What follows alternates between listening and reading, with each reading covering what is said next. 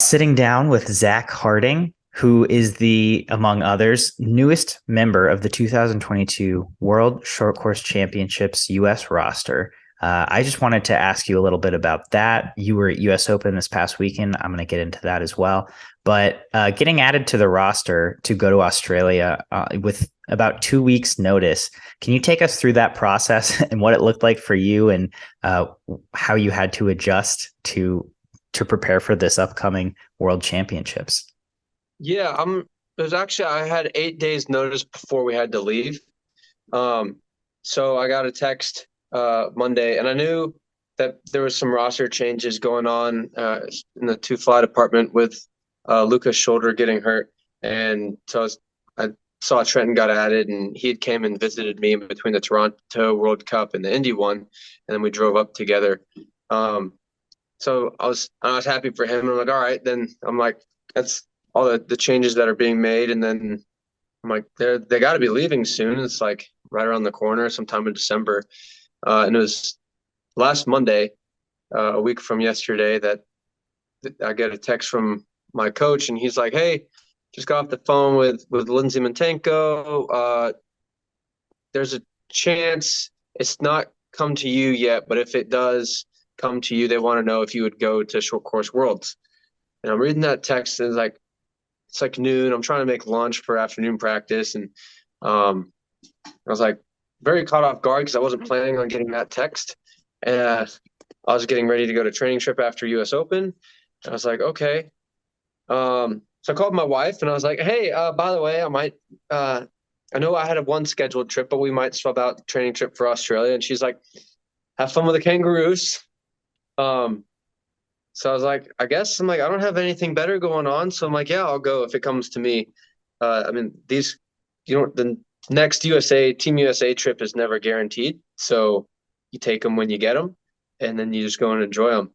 And then ever since then, it's just kind of like,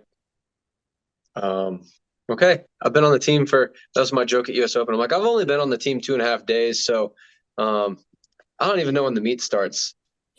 I guess it's a week from today, according to my coach's paper. So, yeah, I learned that today is when the meet started. I learned that today as well. I had no idea when Short Course Worlds were, and I should be a better authority on it than you. I've known about it for way longer than 2.5 days. Right. But I figured I'd just see all the tweets from you guys and around when they're starting, and then I can just follow along that way. that's how I get most of my info is our Twitter. So you find out how does, like you said, that you're not going to training trip anymore. I think you mentioned that in an interview with Nick from US Open that now he has to go to training trip by himself. But do you have to do a lot of pre-planning or changing of planning in order to accommodate this? No, because I was already tapering and resting for the US Open. It's just, which was good, because otherwise, then yeah, I think everyone thinks I had to. I saw Braden had a tweet. It's like me yeeting into taper. I was already on the taper path for US Open. It's just now everything that started after Open, like this week, has been different, because I got back around 11 noon yesterday, and I'm flying on Sunday, and I'm flying out at 2 o'clock today.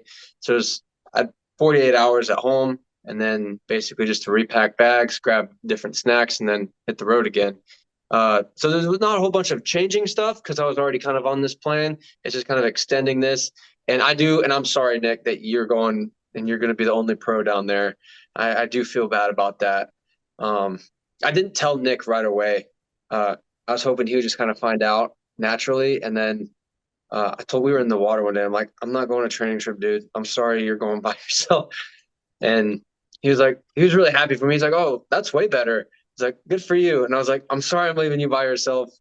Because I wouldn't have wanted to have been left by myself. But if Nick was going, I would have been happy for him. But yeah, you don't do training trip alone. So he'll have the rest of the team to do it. I was curious, is the schedule for a pro different than the schedule for an undergrad or the rest of the team on a training trip like that? No, not on the training trip, but just in terms of like, there's something different about being in the college and doing college stuff and having training trip kind of provided in a way almost. It's not, but kind of is, uh, versus like a pro is there of their own choosing, on their own dime, kind of navigating that a little bit more.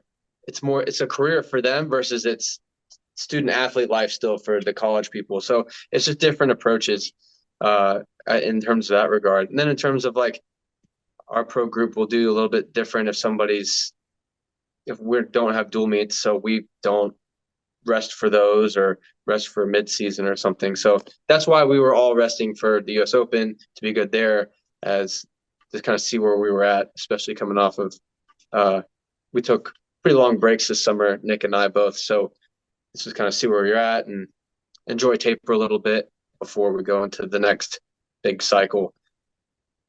So you've been on Team USA a few times at this point, and I'm kind of curious as to the difference between a meet like US Open, where you're tapering and swimming a few events, versus now you're going to short course worlds where you have one event, right? Your focus is much more refined. How does the prep work or just the mental approach change between those two for you?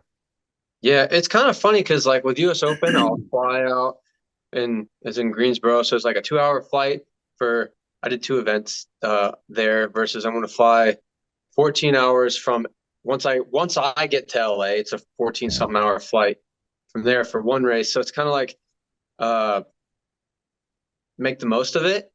Like you're there, you have one job, kind of don't screw it up. And last year I was really burnt out from traveling, and probably should have declined going last year, but uh, that's a different story. But so going now is like I'm getting to see all my international friends that are going to be there, and I'm going to get to see all my friends that are going to be on the U.S. team. And I've got some board games packed. I've got a mean 50 back that I'm about to absolutely smoke Hunter on. So I've got other things I'm looking forward to outside of just my 200 fly. Hoping to get on some relays, and that's a whole another can of worms. But with the 200 fly, it's just like let it rip and just you're there for one. So it's really easy to pick what pace you do or what stroke you do someday. It's like you're only here for one thing, so that should be pretty clear. It's pretty locked and loaded. Yeah. This Hunter Armstrong Zach Harting 50 back showdown. Tell us how it started and tell us when it is. We don't. So we're gonna do it someday during camp. So probably maybe Friday, Saturday. I haven't locked in the details with Hunter. Whenever we're both suiting up, we're going at it. Yes, it'll be suited. Um, I was always talking about how good I am at the 50 back. I never get to do it. I love the 50 back. It's my favorite event. It's underwaters and spin. And he's like, I'm a long course 50 back guy. And he's like, you have underwaters. And so I just kind of picked him out. I'm like, if we're gonna pick a fight with someone, we're gonna pick the top dog. And I knew Hunter would reciprocate it too. So uh, I'm almost a little bit more nervous for that than I am my actual two fly, because we haven't finalized the bet, but it's going to be something pretty substantial. And once we finalize everything, we'll be tweeting that out and let everybody know. But it's the real deal. I'm excited to see this. I mean, can we confirm that there will be video Oh yeah, that you'll get there'll be someone to take a video? more times. Yeah, because you're not going to need the video review for how bad I'm about to beat the guy, but we'll have it if you wanted it. Perfect. All right. Yeah, I'm excited for this showdown. This might be better than any race at Short Course Worlds, and it'll certainly be a preview of what's to come in Australia. So that'll be a lot of fun. But a couple people at U.S. Open, Hunter included, did make a point to come up and say, "Is like, so glad you're joining us. Excited to have you." So it's the I felt very last minute in terms of, hey, come with us to this meet. But I also felt like very welcomed by the team and the staff there too. So I think that also speaks volumes to our Team USA culture and why we're so good, is because almost to an extent, it doesn't matter who you have in these spots because the team's just kind of supportive of whoever's in them. And I think that's like the bigger thing that Team USA has. Like there's no grudge holding. if you miss a team or if you didn't make that one. If you're on this one, you're on that one, and everyone's supporting you for anywhere from your 20-second race up to your 15, 16-minute race. So it doesn't matter.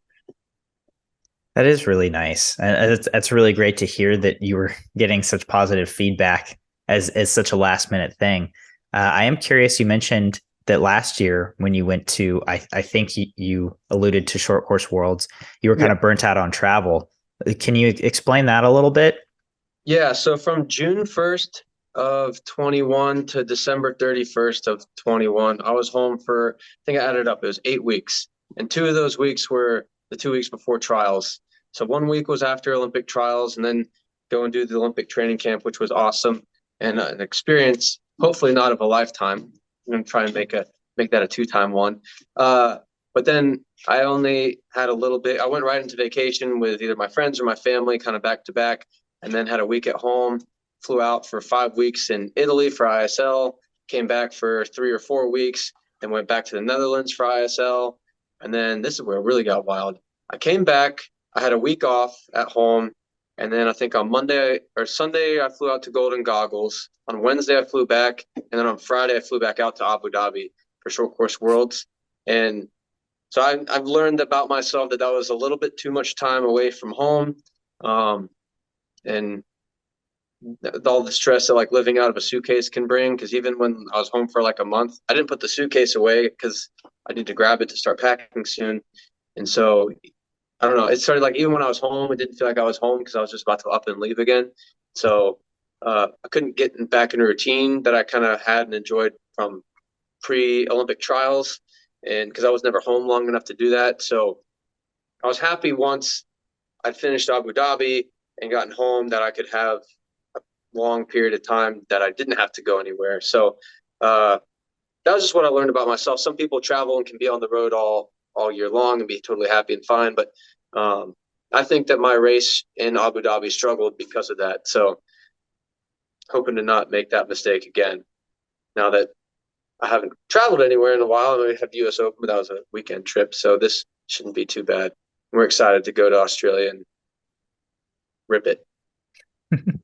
Yeah, and in terms of ripping it and the race plan, I'm kind of curious as to what you see the differences of between the short course and the long course tour and fly. Obviously, there's more underwaters, but does the race plan, does the approach to the race change for you much at all? No, it's more like the bigger thing for me is I like to breathe on my breakouts. And so that's one of the things I work on is instead of breathing and going up, it's breathing and going forward. And at the end of a two fly, breathing and going up for air is very common and popular, but that's also not the fastest thing to do. So it's more of just timing the walls and being sharp on some of those smaller components. Because when you race at a world stage, it's not whoever that everyone's aerobic capacity is going to be about the same. It doesn't matter who's got a little bit more or not. It's those smaller details that are going to yield the bigger results and the bigger differences in those races. So yeah, that's kind of where I see that. Mm-hmm. Well, Zach, I appreciate you taking the time to sit down and chat. Well, sorry, U.S. Open. You were 51.9 in prelims in the 100 fly. That was the best time, yeah? No. No, I think my best time was like an 86. So it was like right off. So I was wanting the best time in the morning, and I missed it by a little bit, but I was like, it's all right, there's night. And then at night, I tried a little bit too hard, gunned it in the wrong places, and then fizzled out at the end. So we are a little bummed about that. But the 51.9 was exciting because it's right on my best time, and we hadn't done a whole bunch of long course racing, so wasn't as bummed about it as I thought I would be. But And then the two fly, you got second to your teammate Nick. I think you were 157, if I'm not mistaken. What do you think of that race? I was a little bit less excited about that one than the 100. That was also my second 200 fly since April, long course. So all considering, I thought it was pretty good. I was more disappointed that I didn't give Nick a better race. I wish that race was a little bit closer than 0.8 of a second or however much he got me by. I was hoping that would be in the 0.2 range where I would have gotten him. But yeah, we were in the ready room and he turns, he's like, this is fun. He's like, just I'm like, just you, me, and Nick. We're gonna be out there and uh, mano a mano almost, because we knew we would be out in the front, and then uh, hopefully we knew it was going to come down to the last 50, and he executed that, and I didn't. So it was more just also the bragging rights because now when I come home, he's gonna be like, "I got you last time," and I'm. It's only so much fun to lose to Nick before you got to get one over on him. So not sure he'd say the same about me. Yeah. First long course race period since April. Is that right? Yeah. I've done some stuff at practice, like suited up, but first time off the blocks, long course. Uh, what was that strategic for you? Like after, so I'm assuming the last time was trials, was Yep. World Championship trials in April of 2022. Did you want to take a bigger break from long course racing after that? Yeah, after like I said, it kind of rolls back into me burnt out of traveling and a little bit burned out of swimming a little bit last December, and I didn't want to train. And I was like, I can make a 4 month block to world trials, and then the whole thing of it being postponed or canceled, or that whole thing of is worlds even going to happen this summer took a big effect on me, and uh, that bothered me a lot. And I was like, I barely wanted to train for this anyways, and now it's looking like um, there's not even going to be a meet that I'm training for. So why are we doing this? Let's like ease up. Once the dust is settled, we know where we're going, what we're doing. Let's punch it. But until then, like I need my true north or something, and that'd been rattled a little bit. And then so when I missed the team in April, I'm like, I'm gonna take some time for me. I think I took 2 months off or like a month, and then I started lifting. But then I couldn't get back into a good rhythm because I went to my buddy's wedding and then had COVID. So right as I started swimming, I had COVID, so I had to stop, uh, which I was totally fine. I was just playing a bunch of video games basically. Um, and then started swimming again after I was cleared and got back in the weight room a little more again, setting new maxes and stuff. And then our pool got shut down because they redid the liner and the bulkhead, and so it looks pretty spiffy now. So I didn't have a pool to go train at, and then went to junior pan packs with Leah to be the national team rep. So there's never really a good time to like get back into swimming shape. I was just kind of like start feeling the water so that by the time I was ready, I was not starting from zero. I was starting like a little bit more above. So yeah, the time I took was definitely that was the time to take 2 months. Was I didn't have anything going on. I wasn't planning on a last minute trip to go to World Champs in June. Um, those guys killed it out there, so that was fun to watch. And then kind of reset, and then go into this next cycle. Because once this next cycle starts, it's you go from worlds right into worlds and Olympics. So there's going to be very little downtime. Definitely. Yeah. Uh, I forgot that you got the opportunity to go to Junior Pan Packs as a national team rep with Leah Smith. Can you tell me a little bit about that that whole trip?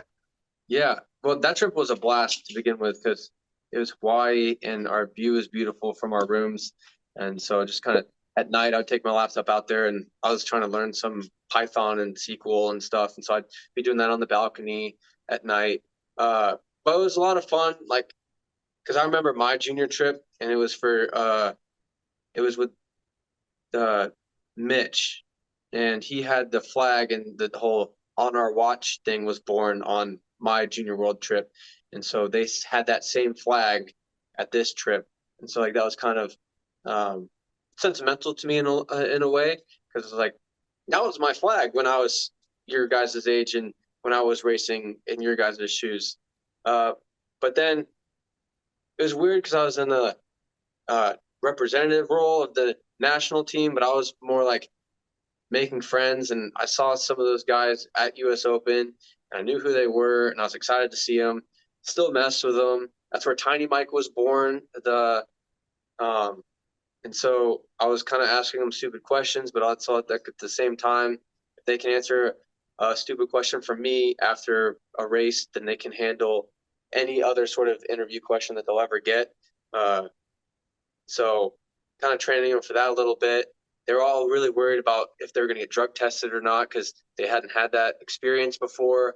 Like, we set a junior world record. Oh, they're for sure getting drug tested. And I'm like, it's not a big deal. You pee in the cup. The bigger thing is no one tells you have to pour it from the cup into other bottles. So it's like, that's what someone should be telling you about. No one told me that. So when they're like, this is the next step, I'm like, you want me to do what now? So it's like just telling them what I did good and bad and kind of helping to steer and guide them was fun. And getting to know them on a more personal level because I'm pretty sure some of those guys are going to be taking my job here in a few years. That sounds like a really great experience. It's really cool that USA Swimming does that. And congrats for getting to go. That's super cool. Congrats for getting to go to Short Course Worlds here in a couple hours. Thank you for taking the time out of your very busy schedule to sit down and chat. Any parting thoughts? Anything we're missing before we sign off? I want to show the viewers one thing. So when you get your gear, they ship it in this big, it's known as like the box. So you get your box of stuff. And so I've taken everything out, but it's now my storage stuff. So if I can figure out how to flip this camera, then we can do that. Boom, there it is. Big old box. And it's just like, it's full of the suitcase and a couple of other things. But yeah, so that's the box. It's the famous box. It's every swimmer, that's when they normally get their caps and stuff when they didn't have time to get me new ones. So I get to just use my old ones, which is totally fine. I was glad that I had old ones to be able to use, but that's what the box comes in. It's this big old thing, and it's super exciting to get. And you always say yes whenever you can get a box.